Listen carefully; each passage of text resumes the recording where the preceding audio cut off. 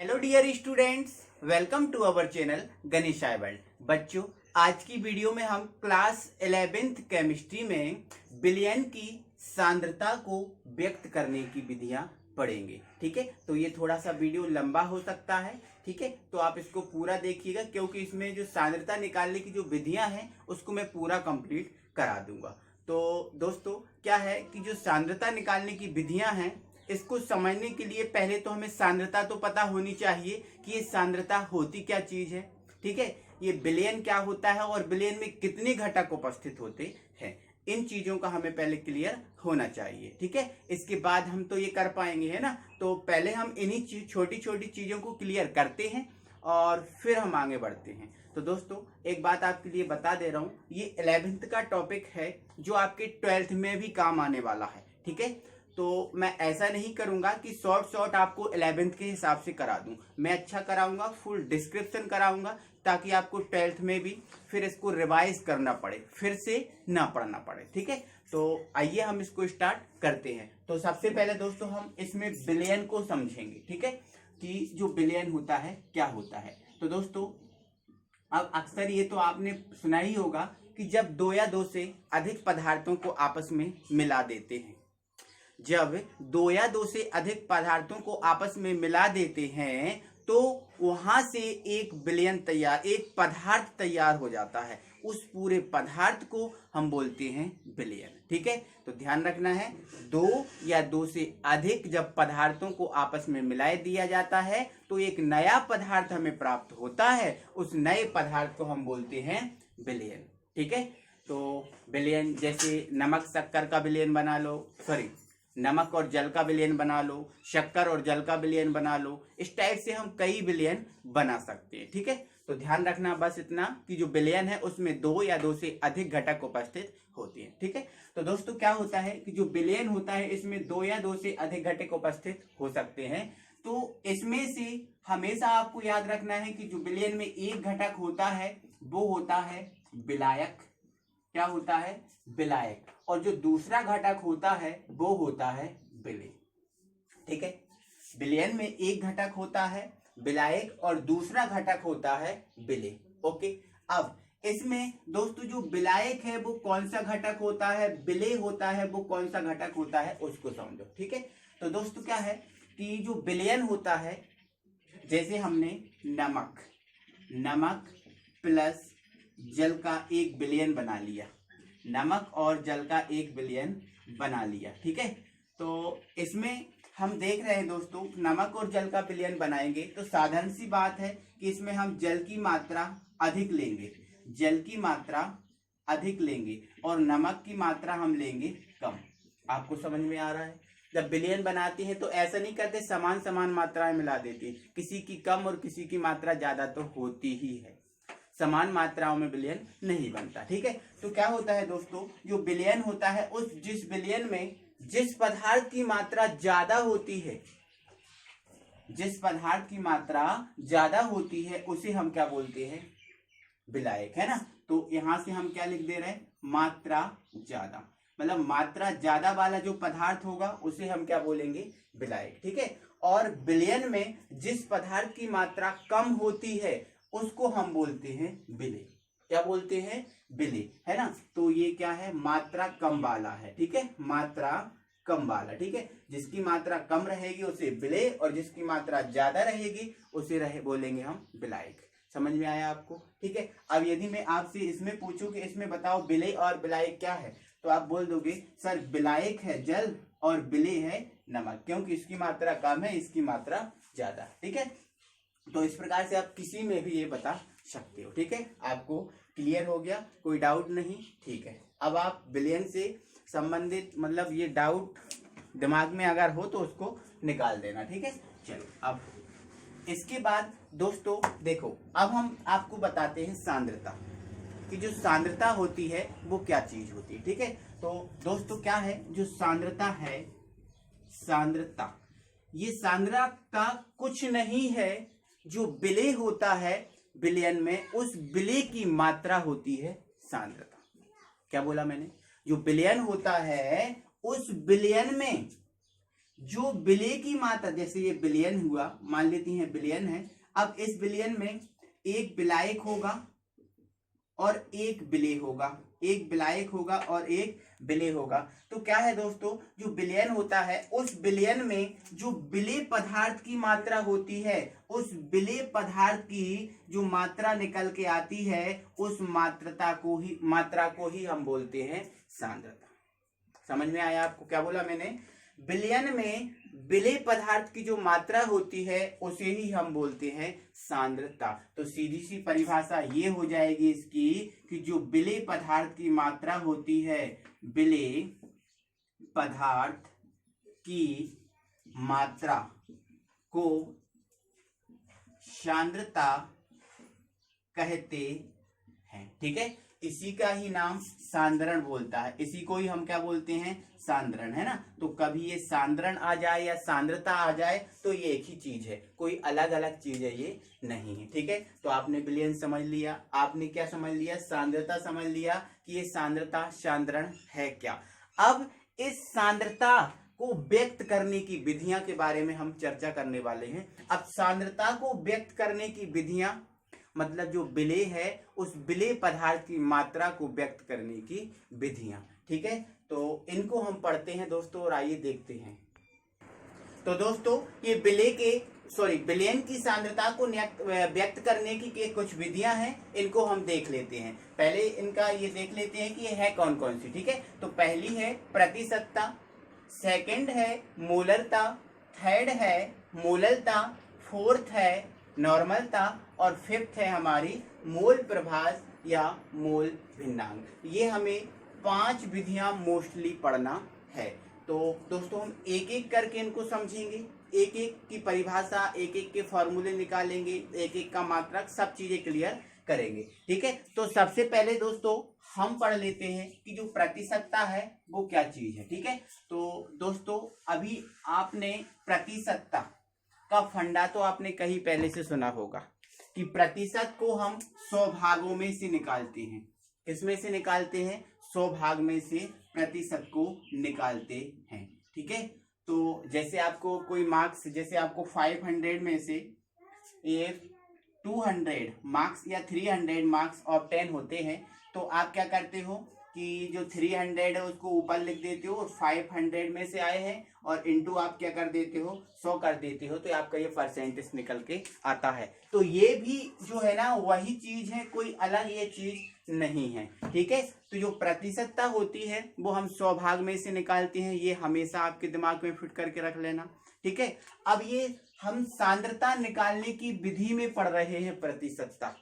ठीक है, तो सांद्रता क्या होती है? विलयन में विलेय पदार्थ की मात्रा। किसमें? विलयन में विलेय पदार्थ की मात्रा होती है सांद्रता। ठीक है, तो सांद्रता निकालने की विधि में हम प्रतिशतता को पढ़ रहे हैं। तो दोस्तों इस प्रतिशतता की परिभाषा क्या हो जाएगी वो सुन लो। क्या होगा दोस्तों, यदि हम किसी विलयन के, मतलब कोई भी विलयन हो, यदि किसी विलयन के 100 भागों में से, क्या बोला मैंने? यदि किसी भी विलयन के 100 भागों में से विलेय के भाग की संख्या निकालूं। क्या बोला मैंने? विलेय के भाग की जो संख्या है वो संख्या निकालूंगा तो वो मेरी कहलाएगी प्रतिशतता। क्या बोला मैंने? विलयन के 100 भाग में से यदि विलेय के भागों की मैं संख्या निकालता हूं तो उसे हम क्या बोल देते हैं? प्रतिशतता। और इसको हम कुछ नहीं, इस परसेंट वाले साइन से ही व्यक्त करते हैं। और प्रतिशतता का कोई मात्रक नहीं होता, कोई मात्रक नहीं होता, ये आपको याद रखना है। ठीक है, तो आपकी ये परिभाषा हुई, आपको समझा दिया, चाहे तो अपनी आप कॉपी में लिख सकते हैं। अब मैं इसका आपको फॉर्मूला बताता हूं कि इसका फॉर्मूला क्या बनेगा। ठीक है, तो दोस्तों क्या है कि जो प्रतिशतता है, प्रतिशतता का मैंने अभी बताया आपको कि ये विलयन के 100 भागों में से निकालते हैं। ठीक है, अब विलयन के 100 भागों में से विलेय की संख्या को निकालते हैं। ठीक है, तो इसमें प्रतिशतता का फॉर्मूला क्या बन जाएगा? विलेय की मात्रा बटे विलयन की मात्रा, विलयन की मात्रा इंटू 100। क्या बोला मैंने? बिले की मात्रा वटे बिलियन की मात्रा इंटू 100, ये हमारा प्रति सत्ता का फॉर्मूला बन जाएगा। ठीक है, तो यदि आपको प्रति सत्ता आ जाता है तो ऐसे आप करेंगे। ठीक है, तो पहले मैं इनकी सभी की परिभाषाएं बता रहा हूं, इसको समझा रहा हूं, इसके बाद इसके न्यूमेरिकल भी हम करेंगे। ठीक है, तो ये हमारा हुआ प्रति सत्ता। सेकेंड पढ़ते हैं हम मूलरता। क्या? मूलरता। ठीक है, तो हमारी सेकेंड हेडिंग है मूलरता।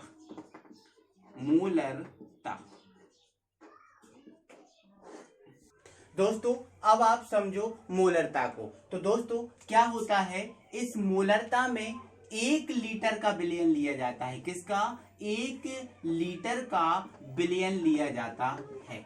ठीक है, या फिर हम 1 लीटर को 1000 ml भी कह सकते हैं। तो क्या होगा, जब मूलरता निकालेंगे तो हम 1 लीटर या 1000 ml बिलियन में से निकालेंगे। ठीक है, और 1 लीटर या 1000 ml बिलियन में हम बिले के क्या बिले के मोलों की संख्या को देखते हैं।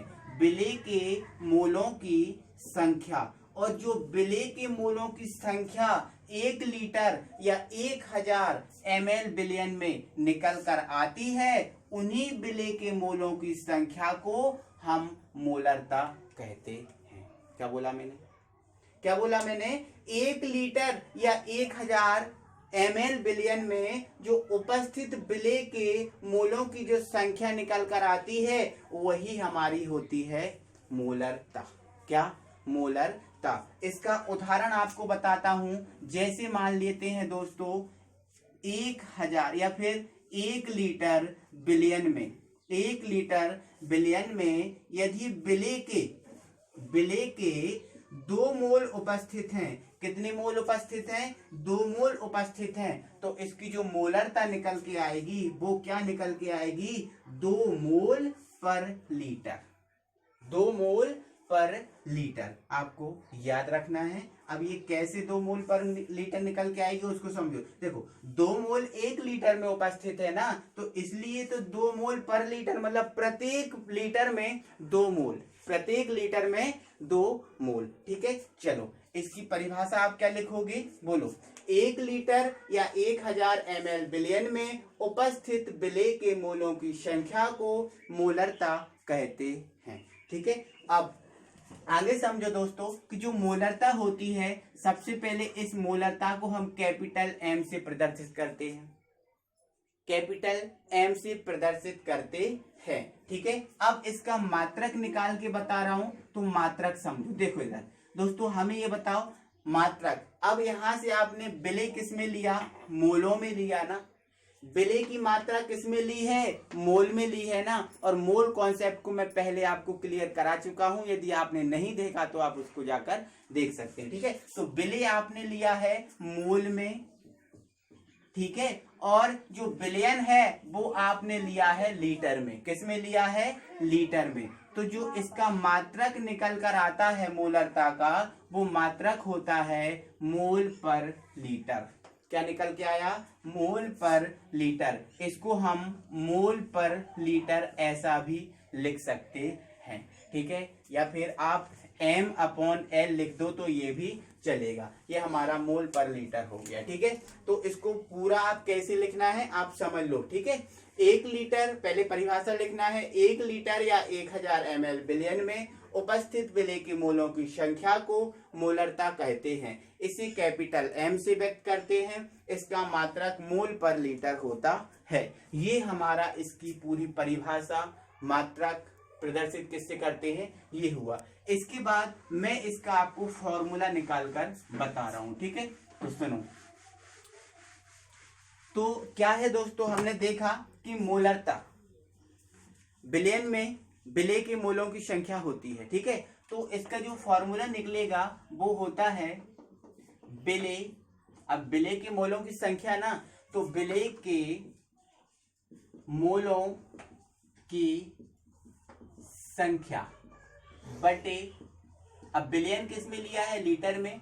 तो बिलियन का लीटर में आयतन, बिलियन का लीटर में आयतन, ये हमारा मोलरता का फॉर्मूला हो गया। ये हमारे 11th के काम का ही बस है। अब और आगे इंक्रीज करना है, 12th लेवल तक ले जाना है, तो इसको मुझे बढ़ाना पड़ेगा। तो क्या है दोस्तों, जो विलेय के मोलों की संख्या होती है, इस मोलों की संख्या का फॉर्मूला होता है, मैं आपको यहाँ पर बता दे रहा हूँ। मैंने आपको पहले 11th में भी जो पिछली वीडियो है उनमें क्लियर कर दिया है। मोलों की संख्या, इसका फॉर्मूला होता है मात्रा बटे आणविक द्रव्यमान।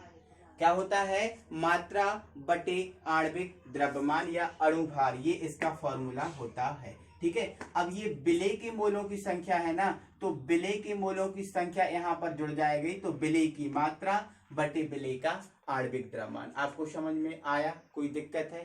ठीक है। और लीटर को जब हम ml में बदलते हैं तो हमें 1000 का गुणा करना पड़ता है। तो यहाँ से जो मोलरता का फाइनल फॉर्मूला निकल कर आने वाला है वो क्या हो जाएगा, अब देखो विलेय के मोलों की संख्या का मैं फॉर्मूला रख रहा हूं, ठीक है, तो यहाँ पर ये क्या हो जाएगा, विलेय की मात्रा, विलेय की मात्रा बटे विलेय का आणविक द्रव्यमान, विलेय का आणविक द्रव्यमान, और अपॉन में क्या चल रहा है भाई, बिलियन का लीटर में आयतन। तो लीटर को ml में बदल दूं तो बदल दे रहा हूं बिलियन, या फिर नहीं बदलना है तो कोई दिक्कत नहीं। ठीक है, विलियन का लीटर में आयतन। ठीक है, आपको समझ में आया? ठीक है, अब आप देखो ये फर्स्ट है, ये सेकंड है और ये थर्ड है, 3 बटे बन गए ना। अब जब 3 बटे की कोई कंडीशन आ जाती है तो क्या होता है दोस्तों, जो सेकंड बटे होता है ना वो नीचे आ जाता है। ठीक है, तो ये मोलरता का ये वाला फॉर्मूला फाइनल बनाए तो ये नीचे आ जाएगा, तो ये क्या हो जाएगा, विलेय की मात्रा बटे विलेय का आणविक द्रव्यमान इनटू, अब ये तो नीचे है ही है ना, तो बिलियन का लीटर में आयतन। ठीक है, चलो ये हमारा इसका जो मोलरता है इसका फाइनल फॉर्मूला बन चुका है। ठीक है, और दोस्तों इसके बाद एक फॉर्मूला और मैं बता सकता हूं। देखो, यदि बिलियन का आपको ये लीटर में आयतन दिया है, यदि इसका ml में आयतन आप निकालने चाहते हो, इसका यदि आप ml में आयतन देखना चाहते हो तो यहाँ पर ml कर देना और यहाँ पर आप 1000 से मल्टीप्लाई कर देना, तो यहाँ से हमारा फॉर्मूला मोलरता का ml में बन जाएगा। बट उसकी कोई ज़रूरत नहीं है, ठीक है, क्योंकि जो लीटर में आया तो उसको ml में चेंज करना है तो कर सकते हैं तुरंत। चलो फिर नहीं, मैं बना ही दे रहा हूँ, इधर देखो आपको। ठीक है, देखो इधर, मोलरता बराबर विलेय की मात्रा, अब ml में चेंज कर दिया तो इनटू क्या आ गया, 1000 आ गया, अपॉन विलेय की विलेय का अणु भार या आणविक द्रव्यमान इनटू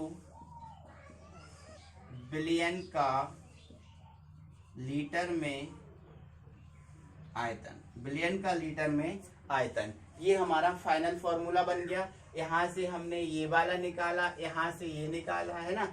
चाहे तो आपको देखो मेन फॉर्मूला आपका ये रहेगा और ये रहेगा, इन दोनों में से कोई एक फॉर्मूला आप याद रख लो, आपका काम चल जाएगा। इनको रखने की आपको जरूरत नहीं है, क्योंकि ये तो हमने इसका फॉर्मूला, ये फॉर्मेट है, कैसे निकाला जाता है ये मैंने निकाल कर बताया। ठीक है, तो ये मोलरता हुआ। आई होप कि ये मोलरता आपको समझ में आया होगा। इसके बाद हम अगला देखते हैं। तो दोस्तों अब हम पढ़ते हैं मोललता। अभी हमने पढ़ा था मोलरता, अब हम पढ़ रहे हैं मोललता। ठीक है, तो इसमें और जो पहले पढ़ी है उसमें थोड़ा सा डिफरेंस। तो दोस्तों क्या होता है कि इसमें हम जो बिलियन है वो बिलियन नहीं लेते, इसमें हम लेते हैं विलायक। क्या लेते हैं? विलायक लेते हैं। ठीक है, और जो ये विलायक होता है वो हम लेते हैं 1 किलोग्राम का या फिर 1000 ग्राम का। क्या बोला मैंने कि जो मोललता होती है उसमें हम विलायक लेते हैं किसका?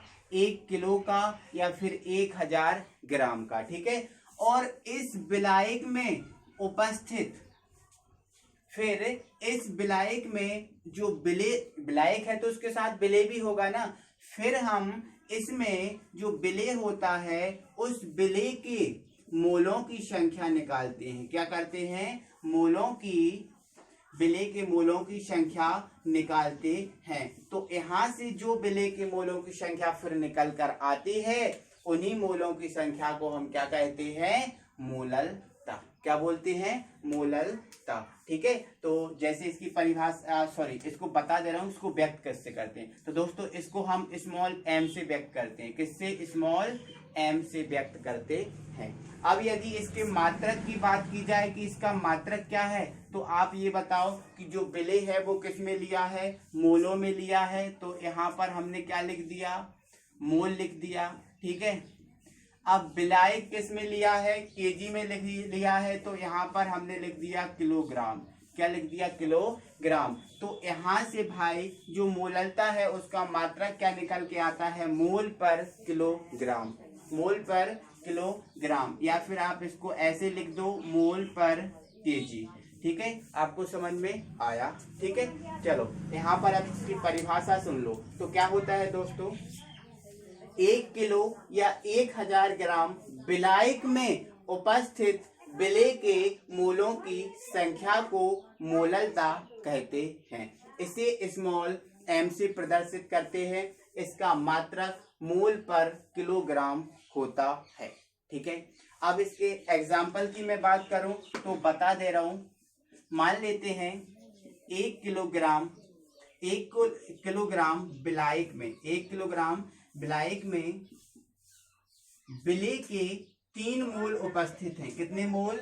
विलेय के 3 मोल उपस्थित हैं। तो इसकी मोललता क्या हो जाएगी भाई, वो बता दो। तो आप क्या कहोगे? सर 3 मोल पर लीटर। मैं बोलूंगा क्यों?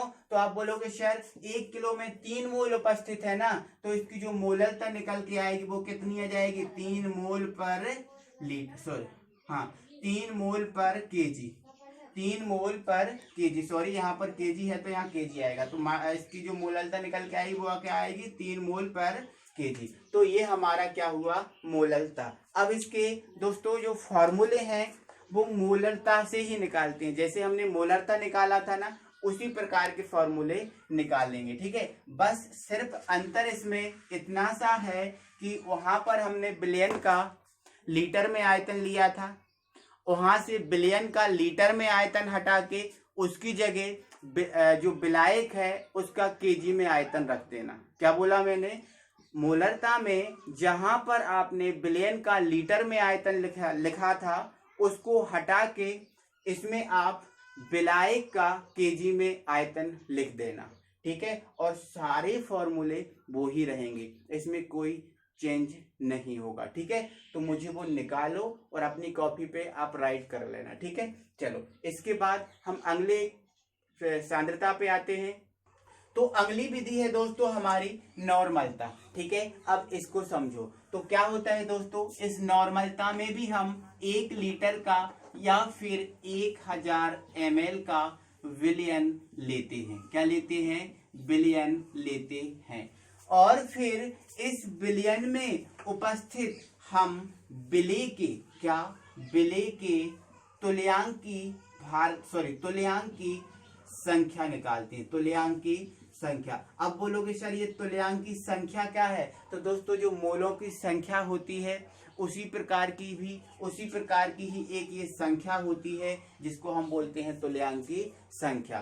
तो इसको मैं जो वीडियो है उसके लास्ट में बता दूंगा कि तुल्यांक की संख्या कैसे निकालते हैं। ठीक है, या फिर दोस्तों ठीक है, इसके बाद में बता दे रहा हूं मैं आपको। ठीक है, अभी ये समझ लो कि जो मोलों की संख्या होती है उसी प्रकार की एक ये संख्या होती है जिसे हम बोलते हैं तुल्यांक की संख्या। तो देखो इधर क्या मैंने बोला कि मैं क्या करता हूं, जो नॉर्मलता होती है उसमें 1 लीटर का या फिर 1000 ml का विलयन लेता हूं और फिर उसमें उपस्थित जो विलेय है उस विलेय के तुल्यांकों की संख्या को निकालता हूं। तो फिर जो तुल्यांकों की संख्या जो निकल कर आती है उसे हम क्या बोल देते हैं? नॉर्मलता बोल देते हैं। क्या बोलते हैं? नॉर्मलता। तो इसकी परिभाषा क्या हो जाएगी आप सुन लो। ठीक है, क्या हो जाएगी?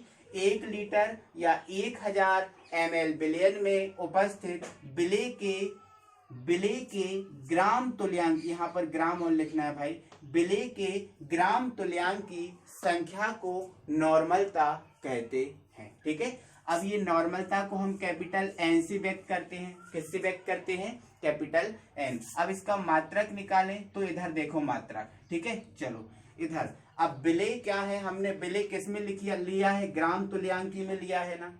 विलेय हमने किस में लिया है? ग्राम तुल्यांकी में लिया है। तो विलेय आपका ये ग्राम तुल्यांकी है, ये ऊपर आ जाएगा, तो ये ग्राम, चलो इसको मैं थोड़ा नीचे कर रहा हूं, मात्रक ग्राम तुल्यांकी। ठीक है, ये ग्राम तुल्यांकी हमने विलेय लिया था तो ये लिख लिया। इसके बाद आप ये देखो, इसमें विलयन आपने किस में लिया है? लीटर में लिया है, तो आप क्या लिख दोगे? लीटर। क्या लिख दोगे? लीटर। तो जो नॉर्मलता है इसका मात्रक निकल के क्या आ रहा है? ग्राम तुल्यांकी पर लीटर। क्या? ग्राम तुल्यांकी पर लीटर। ये मात्रक है किसका? नॉर्मलता का। किसका है? नॉर्मलता का। तो ये सब आपको कंप्लीट कर देना है। इसके बाद हम इसके फॉर्मूले पे आते हैं और फॉर्मूला अब आप समझो। ठीक है, तो देखो इधर क्या है दोस्तों, जो नॉर्मलता है इसका फॉर्मूला क्या होता है उसे देखो। तो क्या होता है? नॉर्मलता बराबर विलेय के तुल्यांकी भार। अब देखो, विलेय हमने तुल्यांकी में लिया है ना। किस में लिया है? तुल्यांकी में लिया है। तो इसका फॉर्मूला विलेय के तुल्यांकी भार बटे विलेय का आणविक द्रव्यमान। विलेय का आणविक द्रव्यमान। विलेय का आणविक, नो दोस्तों ये मिस्टेक हो गया, हाँ ये मिस्टेक हो गया। ठीक है, देखो इधर फाइनल फॉर्मूला देखो इसका। देखो मैंने क्या किया, विलेय हमने किस में लिया? तुल्यांक की संख्या में लिया है ना, तुल्यांक की संख्या में, और जो विलयन है वो लीटर में लिया है। ठीक है, तो उसके अनुसार बनेगा ये फॉर्मूला, है ना। थोड़ा सा मिस्टेक हो गया, इसके लिए सॉरी। ठीक है, तो क्या हो जाएगा? विलेय के तुल्यांक की संख्या, विलेय के तुल्यांक की संख्या बटे विलयन का लीटर में आयतन। विलयन का लीटर में आयतन, ये हमारा पहला फॉर्मूला बना। बट दोस्तों क्या होता है, जो विलेय होता है इस विलेय के, सॉरी या फिर मैं डायरेक्ट बताता हूं, जो तुल्यांक की संख्या होती है, तुल्यांक की संख्या, इस तुल्यांक की संख्या का फॉर्मूला होता है मात्रा बटे तुल्यांक की भार। मात्रा बटे तुल्यांक की भार। दोस्तों क्या करूंगा कि मैं जो तुल्यांक की भार निकालना है इससे संबंधित मैं अलग से ही वीडियो आपको डाल दूंगा, तो आप उसको देख सकते हैं। ठीक है, तो तुल्यांक की संख्या का फॉर्मूला क्या होता है? मात्रा बटे तुल्यांक की भार। ठीक है, चलो अब आप इधर समझो कि जो तुल्यांक की संख्या का ये फॉर्मूला होता है, यहाँ पर हमें विलेय के तुल्यांक की संख्या निकालना है, तो ये क्या हो जाएगा? विलेय का तुल्यांक की संख्या बराबर विलेय की मात्रा बटे विलेय का तुल्यांक की भार। ठीक है, तो ये फॉर्मूला मैं उठा के यहाँ पर पुट करूंगा, तो ये हमारा क्या बन जाएगा? विलेय की मात्रा बटे विलेय का तुल्यांकी भार। विलेय का तुल्यांकी भार, विलेय का तुल्यांकी भार, और अपॉन में हमारा ये विलयन का लीटर में आयतन चल ही रहा है, तो ये लिख देंगे। लेकिन दोस्तों क्या होता है, ये जो बटे होता है वो नीचे आ जाता है, तो इसको हम एक स्टेप को गोल कर देते हैं और यहाँ पे लिख देते हैं कि जो विलयन है, विलयन का लीटर में आयतन, विलयन का लीटर में आयतन। तो ये हमारा जो नॉर्मलता है उसका ये फॉर्मूला बना है। लेकिन यदि इस लीटर को आपको ml में चेंज करना है तो इसका ये क्या फॉर्मूला बन जाएगा? विलेय की मात्रा, अब लीटर को ml में कर दिया तो ये 1000 अपॉन विलेय का तुल्यांकी भार इनटू विलयन का लीटर में आयतन, विलयन का लीटर में आयतन। ये हमारा फाइनल नॉर्मलता का फॉर्मूला बन गया। ठीक है, तो दोस्तों आई होप कि ये आपको समझ में आया होगा कि हमने ये कैसे निकाला। ठीक है, तो इसके बाद हम अगली विधि पढ़ते हैं और जो है हमारी मोल प्रभाज या मोल भिन्नांक। तो दोस्तों अगला हमारी जो विधि है वो है मूल प्रभाज। इस मूल प्रभाज को आप समझो। तो दोस्तों आपको मैंने अभी बताया था कि जो विलयन होता है उस विलयन में दो घटक होते हैं, एक होता है विलायक और दूसरा होता है विलेय। दूसरा क्या होता है? विलेय। तो आप हमेशा आज के बाद याद रखना कि जो विलायक होगा और जो विलेय होगा उसमें से विलायक को हम ए से व्यक्त करेंगे और विलेय को हम व्यक्त करेंगे बी से। किससे? बी से। इसके बाद मैंने आपको पिछली वीडियो में मोलों की संख्या को निकालना भी बताया था। तो मोलों की संख्या n होती है, n से हम प्रदर्शित करते हैं। तो यदि मैं विलायक के मोलों की संख्या निकालूंगा तो Na हो जाएगा और विलेय के मोलों की संख्या निकालूंगा तो Nb हो जाएगा। आपको समझ में आ रहा है? तो आप इतना याद रखो कि जो विलयन होता है उस विलयन में दो घटक होते हैं, एक होता है विलायक और दूसरा होता है विलेय। समझ में आया आपको? अब आप इस पे आ जाओ कि ये मूल प्रभाज है, इसकी परिभाषा क्या है। तो दोस्तों सबसे पहले तो ये समझ लो कि जो मूल प्रभाज है वो एक अनुपात है। अब अनुपात है तो इसका कोई मात्रक है ना, वो मात्रक कुछ नहीं होता। मात्रक कुछ नहीं होता क्योंकि अनुपात वाले का कभी कोई मात्रक नहीं होता। ठीक है, तो अब इसकी परिभाषा सुनो। तो क्या है दोस्तों? विलयन में उपस्थित एक घटक के मूलों की संख्या। अब एक घटक विलायक हो सकता है या फिर विलेय हो सकता है। ठीक है, अब वो कब विलायक होगा कब विलेय होगा उसको मैं आपको बताऊंगा। ठीक है, तो विलयन में उपस्थित एक घटक के मूलों की संख्या व विलयन में उपस्थित कुल घटकों के मूलों की संख्या का जो अनुपात बनेगा वह अनुपात कहलाएगा मूल प्रभाज। क्या कहलाएगा? मूल प्रभाज। अर्थात मैंने क्या बोला उसको समझो। क्या बोला मैंने? मूल प्रभाज की परिभाषा में क्या बोला मैंने? एक घटक। अब एक घटक आपका जो विलायक है, विलायक हो सकता है या फिर जो एक घटक आपका विलेय है वो हो सकता है। वो डिपेंड आपके ऊपर करेगा कि आप विलायक के मूल प्रभाज ले रहे हो कि विलेय के मूल प्रभाज। ठीक है, यदि आप विलायक के मूल प्रभाज लोगे तो यहाँ पर विलायक के मूलों की संख्या लिखना पड़ेगा। यहाँ पर यदि आप विलेय के मूल प्रभाज ले रहे हो तो यहाँ पर आपको विलेय के मूलों की संख्या लिखना पड़ेगा। ठीक है, तो एक घटक विलायक या विलेय के मोलों की संख्या। मोलों की संख्या इधर दिख रहा है, मोलों की संख्या। क्या मैंने बोला? एक घटक के मोलों की संख्या बटे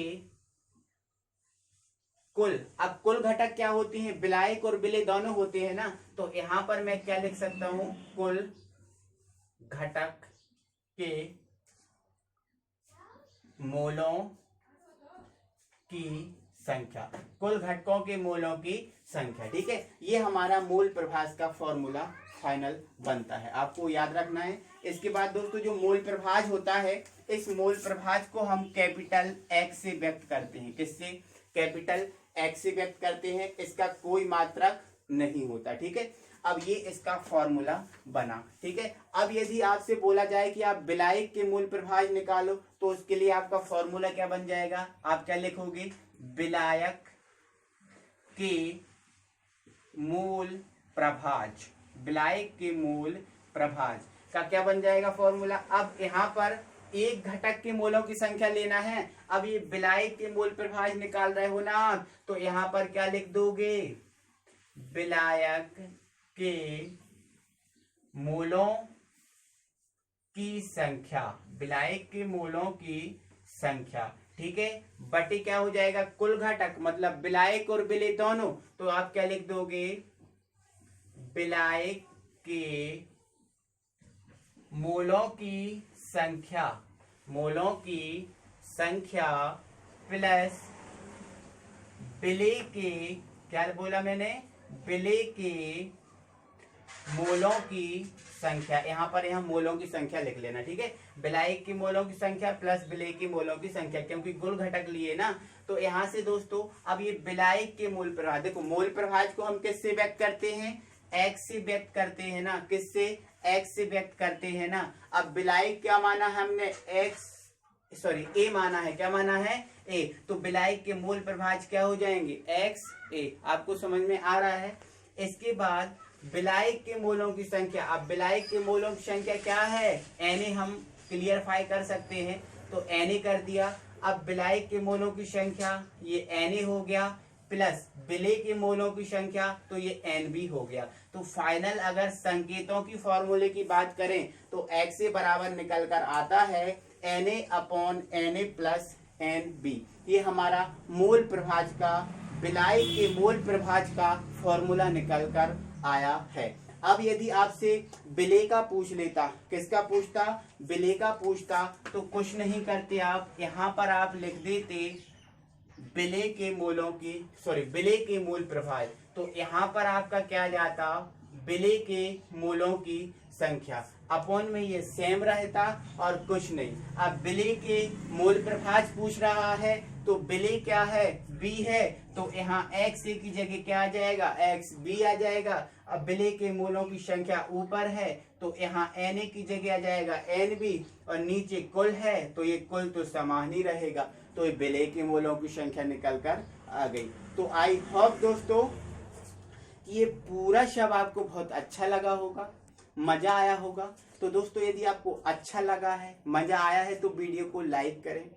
यदि आप नए व्यूअर हैं, अभी तक आपने चैनल को सब्सक्राइब नहीं किया है, तो प्लीज चैनल को सब्सक्राइब करें और बेल आइकन को प्रेस जरूर करें, ठीक है, जिससे आपको पास हर रोज जब भी मैं वीडियो डालूंगा तब आपके पास नोटिफिकेशन पहुंच जाएगी, तो उसको आप आसानी से देख सकते हैं। ठीक है दोस्तों, अगली वीडियो में हम फिर मिलेंगे, तब तक के लिए थैंक यू वेरी मच।